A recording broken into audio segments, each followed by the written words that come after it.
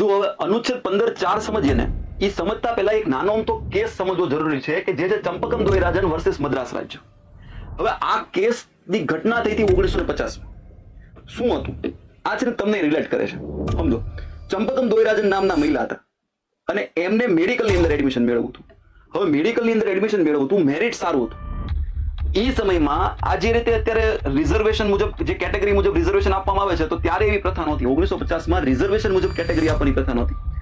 એટલે એ વખતે પહેલી વાર મદ્રાસ રાજ્યની એક મેડિકલ કોલેજે આવા કમ્યુનલ ગવર્મેન્ટ ઓર્ડર બહાર પડ્યા કે ભાઈ બ્રાહ્મણની 16% સીટ રહેશે, મુસ્લિમ સમાજની 6% સીટ રહેશે, નોન બ્રાહ્મણ પણ હિન્દુ હોય તો એની 43% સીટ રહેશે, SC ST વાળાની 18% સીટ રહેશે. આવી રીતે અલગ અલગ કેટેગરીમાં એને કોમ્યુનલ ગવર્મેન્ટ ઓર્ડર બહાર પડ્યા.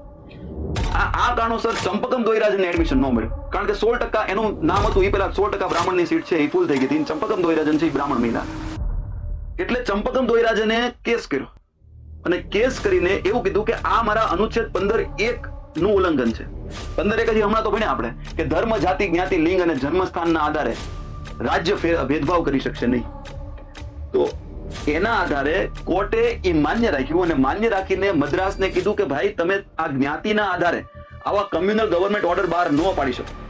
એટલે જે મદ્રાસ રાજ્ય કે જે હાલનું તમિલનાડુ કહેવાય છે, એના દ્વારા જે કમ્યુનલ ગવર્મેન્ટ ઓર્ડર બહાર પડ્યા હતા એને કેન્સલ કરવામાં આવ્યા અને ફરીવાર રિસફલિંગ પ્રક્રિયા કરવામાં આવી. એમાં ચંપકમ દોયરાજન જે બ્રાહ્મણ મહિલા હતા એને એડમિશન મળ્યું.